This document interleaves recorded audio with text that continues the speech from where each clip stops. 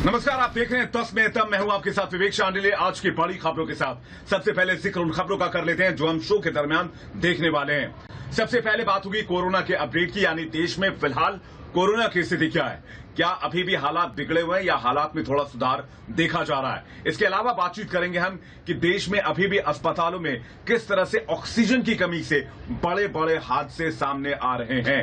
आज भी दर्जनों लोगों की जान चली गई, बताएंगे बड़ा हादसा कहां पर हुआ। इसके अलावा बातचीत होगी कि सुप्रीम कोर्ट ने राज्य सरकारों को और केंद्र सरकार को लॉकडाउन की नसीहत दी है कि तो क्या देश में अब लॉकडाउन फिर से लगने जा रहा है। ऐसी तमाम खबरों का जिक्र करेंगे, लेकिन इससे पहले आपको बता दें कि रिपब्लिक भारत आपसे जुड़े हर एक मुद्दे की आवाज उठाता है, तो आप भी अपनी आवाज उठाइए और रखिए अपने विचार कू ऐप पर।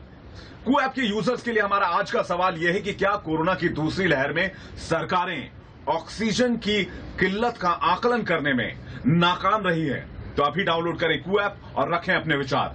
लेकिन सबसे पहले बात, देश में इस वक्त कोरोना के हालात कैसे हैं। राज्य दर राज्य, शहर दर शहर अभी भी कोरोना से बहुत ज्यादा स्थिति सुधरती नजर नहीं आ रही है। प्रयास तो किए जा रहे हैं, लेकिन केसेस की संख्या बहुत ज्यादा कम नहीं हो रही। लेकिन राहत की बात यह है कि जहां 24 घंटे में केसेस की संख्या 4 लाख को पार कर चुकी थी, वो अब 4 लाख से नीचे आ चुकी है। यानी मामूली सुधार तो हुआ है, लेकिन लड़ाई अभी लंबी है और अभी थकना नहीं है, आगे बढ़ना है।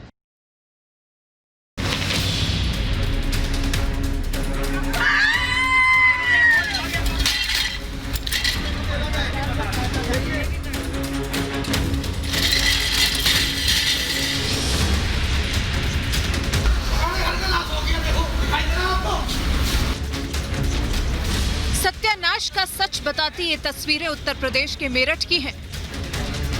अस्पताल के स्ट्रेचर पर अपने करीबी के पड़े शव को देखकर इस शख्स का दिल दर्द से भर उठा और इसके मुंह से करहती आवाज में ये सच जुबान से बाहर आ गया।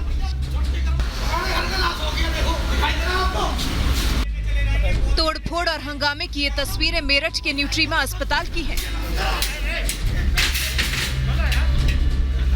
इस अस्पताल में ऑक्सीजन की सप्लाई रुकने से 5 मरीजों ने तड़प कर दम तोड़ दिया।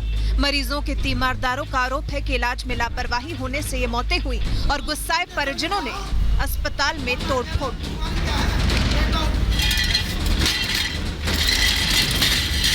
आपका मरीज हमारे पास है, आप सिलेंडर ले आइए।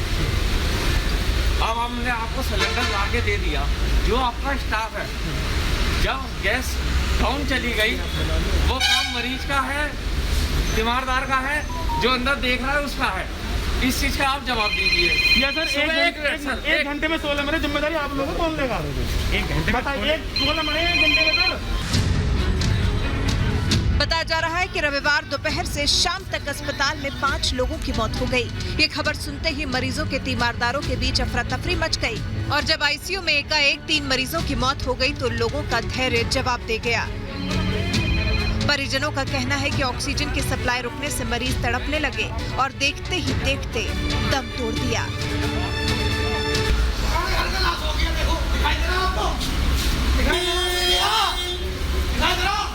का साथ कर रहे हो आप, फैमिली का 5 मिनट में खेल खत्म। अच्छा खासा बोल के आऊँ, कह रहा भैया छुट्टी करवा मेरी। हाँ, इंजेक्शन लगाओ और मैं कह रहा बीमारी क्या है, गेट आउट ना, हम अपने हिसाब से फॉलो। वहीं अस्पताल प्रशासन अलग ही रोना रो रहा है कि उन्हें ऑक्सीजन सिलेंडर नहीं मिल पा रहे हैं। मैंने यहाँ पे जो ट्रीटिंग डॉक्टर्स उनसे बात की, तो जितने भी मरीज जो एक्सपायर हुए हैं वो कोमॉर्बिड थे और बीमार थे, और यहाँ के परिजनों का कहना है कि यहाँ पे कुछ क्षण के लिए डिसरप्ट हुआ था ऑक्सीजन बहुत इस समय सप्लाई बहुत टाइट है। कोशिश शासन की तरफ से की जा रही है कि लगातार हर जगह थोड़ा थोड़ा दें। हालांकि यूपी के चरमराते सिस्टम का दावा है कि अस्पतालों में मरीजों के लिए न तो बेड की कमी है और न ही उखड़ती सांसों के लिए ऑक्सीजन। सरकारी दावे एक तरफ, ऑक्सीजन की कमी से दम तोड़ते मरीज दूसरी तरफ और जलती चिताओं से निकलती आहें तीसरी तरफ। लेकिन इन सब के बीच खड़ा सच चीत्कार कर रहा है कि ये मौतें स्वाभाविक नहीं है। Please request, I am requesting everyone in the government, किसी भी तरह गवर्नमेंट का इनका कोटा रिवर्स करके वापस वही जो स्टॉक है वो दे और इनको ऑक्सीजन इमीडिएट बेसिस पे पहुँचाए in the next 15-20 minutes, half an hour. अगर यहाँ ऑक्सीजन ना पहुँची तो यहाँ पे बहुत बड़ी एक ट्रेजेडी हो जाएगी, बहुत लोग नहीं बचेंगे यहाँ पे। Please, and I am really concern about my mother, please I am begging everyone. दिल में दर्द, आंखों में बेबसी और जुबान पर मदद की गुहार लगाता ये शख्स अपनी मां की जान बचाने की गुहार लगा रहा है। दिल्ली के आईबीएस हॉस्पिटल में कुछ ही देर की ऑक्सीजन बाकी है और इस लाइफलाइन के खत्म होते ही कई जिंदगियां एक साथ दम तोड़ देंगी। Please, I am begging everyone. हालांकि अस्पताल में उखड़ती सांसों के लिए ऑक्सीजन खत्म होने से पहले सिलेंडर पहुंच गए। नहीं, ऑक्सीजन की कोई कमी नहीं है आईबीएस हॉस्पिटल में। 2 घंटे का बैकअप था पहले भी और अभी हमारे पास 12-13 सिलेंडर और आ गए, बैकअप पूरा है, कभी ऑक्सीजन की कोई कमी नहीं हुई। सर, आपका नाम और डेजिग्नेशन? मैं अपना नाम डेजिग्नेशन नहीं बता सकता। ये तस्वीरें दिल्ली के डिवाइन अस्पताल की हैं। यहाँ ऑक्सीजन सिलेंडर तो दिखाई दे रहे हैं, लेकिन इनमें उखड़ती सांसों के लिए प्राणवायु नहीं है और अस्पताल के वार्ड में ऑक्सीजन की आस में इन जिंदगियों की धड़कनों पर कभी भी ब्रेक लग सकता है। अस्पतालों के डॉक्टरों की माने तो ऑक्सीजन की कमी के चलते 32 मरीजों की सांसें कभी भी थम सकती हैं। मेरे पास 32 पेशेंट है टोटल, उनमें से 12 पेशेंट या तो वो बाईपेप पर हैं या फिर वो वेंटिलेटर पर हैं। रात भर हमने गवर्नमेंट के जितने भी पोर्टल वो आज ओपन किए हुए हैं, हर जगह मैंने ट्वीट भी किया, पोर्टल पे भी डाला, कहीं से कोई रिस्पॉन्स नहीं आया। वहीं राजधानी के बिगड़ते हालात को देखते हुए दिल्ली हाई कोर्ट ने केजरीवाल सरकार को सेना की मदद लेने की सलाह दी है, जिसके बाद दिल्ली के उप मुख्यमंत्री मनीष सिसोदिया ने रक्षा मंत्री राजनाथ सिंह को चिट्ठी लिखकर सेना से मदद की मांग की है। अभी ऑक्सीजन को लेकर काफ़ी समस्या हो रही है, तो हमने ऑक्सीजन सप्लाई करने के लिए सेना के पास अगर ट्रक हैं, लेकिन ऑक्सीजन लाने ले जाने के लिए इस समय हमें बहुत मदद की ज़रूरत है।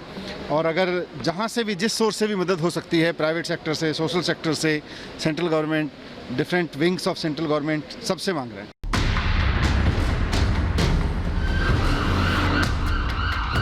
अहमदाबाद के धन्वंतरी कोविड अस्पताल के बाहर खड़ी ये एम्बुलेंस इस बात की गवाही दे रही है कि कोरोना महामारी की मार इन मरीजों पर पड़ी है।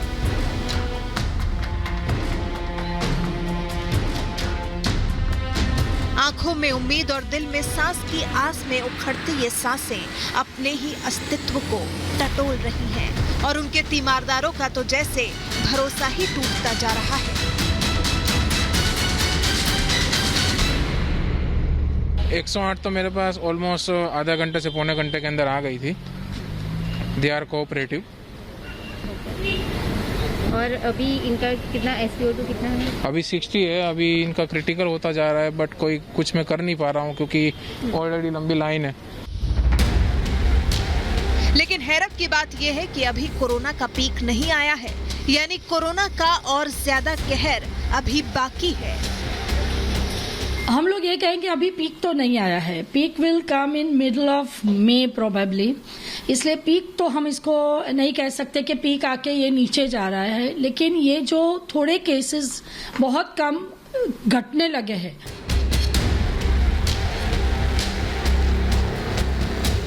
कोरोना काल में बदइंतजामी का ये आलम सुशासन बाबू के पटना वाले NCMH अस्पताल का है। यहाँ की बदइंतजामी और बजबजाती व्यवस्था को देखकर कोरोना तो क्या, कोरोना का पूरा वंश यहाँ पानी भरने को मजबूर होगा। NCMH अस्पताल में इलाज करा रहे मरीजों को भगवान भरोसे छोड़ दिया गया है। इस अस्पताल के एक ही वार्ड में शव और मरीजों को रखा गया है। इससे आप अंदाजा लगा सकते हैं कि सुशासन बाबू के सारे दावे हवा हवाई हैं। बताया तो ये भी जा रहा है कि यहाँ लाशें कई कई घंटे तक पड़ी रह जाती हैं और उनके परिजनों को सौंपने में 24 घंटे तक का वक्त लग जाता है। 8 लाश रात से पड़ा हुआ, ये 8 लाश आपको मैंने अभी दिखाया है, रात से पड़े हुए।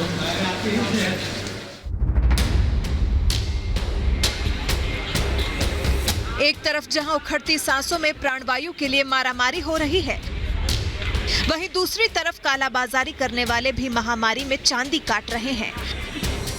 ग्रेटर नोएडा में ऑक्सीजन की कालाबाजारी करने वाली एक महिला सहित 2 लोगों को गिरफ्तार किया गया है। ग्रेटर नोएडा की क्राइम ब्रांच की टीम ने इन्हें 2 ऑक्सीजन सिलेंडर के साथ दबोच लिया। हालांकि सरकारें चुस्त होने का दावा कर रही हैं और बीमार सिस्टम को सुस्त बताया जा रहा है, लेकिन सवाल है कि ये बीमार सिस्टम अभी कितने और लोगों की बलि लेगा। Bureau report, Republic Bharat. देश के अस्पतालों में और कोरोना मरीजों के लिए ऑक्सीजन की किल्लत को दूर करने के लिए हर संभव कोशिश की जा रही है। देश में ऑक्सीजन उत्पादन की मात्रा भी बढ़ाई जा रही है, लेकिन फिलहाल ये स्थिति सुधरती नहीं दिख रही है, क्योंकि अभी भी बड़े बड़े हादसे सामने आ रहे हैं। आज कर्नाटक में 24 मरीजों की जान चली गई, तो वहीं आंध्र में 14 मरीजों की जान चली गई। अब सवाल यह है कि सरकारें ये तो दावा कर रही है कि ऑक्सीजन की कमी नहीं है, बेड की कमी नहीं है, लेकिन ऐसे हादसे इन दावों पर सीधे सीधे सवाल उठा रहे हैं।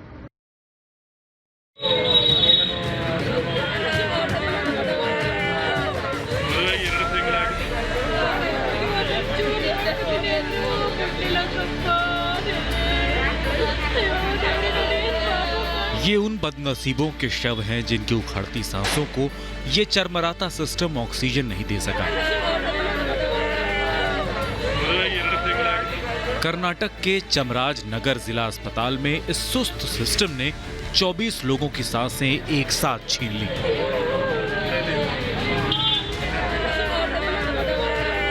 कहा जा रहा है कि जिन मरीजों का कोरोना का इलाज चल रहा था वो सारे वेंटिलेटर पर थे, और जिन 24 मरीजों की मौत हुई है उनमें 23 कोरोना के ही मरीज थे। दबे पांव आई मौत के जाने के बाद अस्पताल में मातम पसरा हुआ है और इनके परिजनों का रो रो कर बुरा हाल है।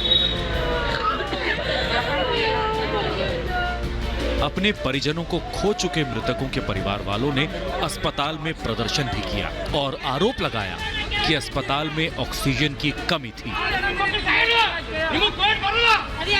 लेकिन सुस्त सिस्टम की सरकार ने ऑक्सीजन की कमी से मरीजों की मौत होने से इनकार कर दिया। कर्नाटक के मुख्यमंत्री बीएस येदियुरप्पा के मंत्री सुरेश कुमार ने कहा कि सभी मौतें ऑक्सीजन की कमी की वजह से नहीं हुई। वहीं कर्नाटक में कलबुर्गी के केबीएन अस्पताल में शनिवार को ऑक्सीजन की कमी से 4 मरीजों की मौत हो गई थी। इसके अलावा बिजली कट जाने के चलते यादगीर के एक सरकारी अस्पताल में भी कोरोना के मरीज ने दम तोड़ दिया था, जबकि आंध्र प्रदेश के एक सरकारी अस्पताल में शनिवार को 14 कोरोना मरीजों की मौत से हड़कंप मच गया था। बता दें कि केंद्र से लेकर राज्य सरकारें लगातार दावे कर रही हैं कि देश में ऑक्सीजन की कमी नहीं, इसके बावजूद लगातार लोगों की जानें जा रही हैं। ऐसे में सवाल है कि सरकारों के इन दावों में कितनी सच्चाई है। अगर देश में ऑक्सीजन की कमी नहीं है तो उखड़ती सांसों को ऑक्सीजन क्यों नहीं मिल पा रही? Bureau report, Republic Bharat. क्या देश में एक बार फिर से लॉकडाउन लगने जा रहा है? क्या पूरे देश में एक बार फिर से एक साथ लॉकडाउन लगाया जाएगा, या राज्य दर राज्य इसी तरह धीरे धीरे लॉकडाउन लगता चला जाएगा और पूरे देश में लॉकडाउन हो जाएगा? ये सवाल इसलिए है क्योंकि आज केंद्र सरकार को और राज्य सरकारों को सुप्रीम कोर्ट ने साफ साफ लहजे में कहा कि इस स्थिति को हाथ पर हाथ रखकर देखा नहीं जा सकता है, इसलिए कड़े कदम उठाने जरूरी हो गए। सरकारें यानी कि राज्य सरकारें और केंद्र सरकार मिलकर ये तय करें कि इस स्थिति को रोकने के लिए क्या लॉकडाउन लगाया जा सकता है, और लॉकडाउन लगाया जा सकता है तो इसके लिए सरकारें अभी से तैयारियां शुरू कर दें। कर्फ्यू बताया गया है, नियमों का पालन करें, अपने अपने घरों में रहें, अनावश्यक रूप से कोई भी सड़कों पर ना जाए।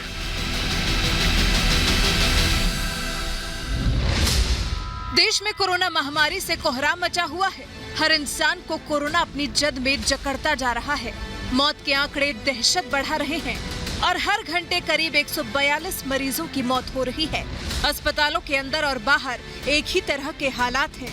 कोरोना मरीज ऑक्सीजन की कमी से एक एक सांस के लिए तड़प रहे हैं। लेकिन उनके इलाज के लिए कोई मुकम्मल इंतजाम नहीं है। ऐसे में बड़ा सवाल है कि कोरोना को काबू में करने के लिए क्या देश में लॉकडाउन लग सकता है?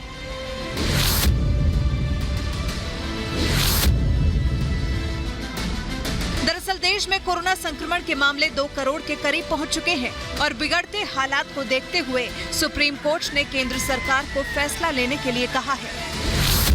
देश में दूसरी लहर का कहर बढ़ता जा रहा है। ऐसे में केंद्र लॉकडाउन के लिए सोचे। केंद्र और राज्य सरकारें लॉकडाउन लगाने पर विचार करें। सामूहिक समारोहों और सुपर स्प्रेडर जैसे कार्यक्रमों पर रोक लगाई जाए।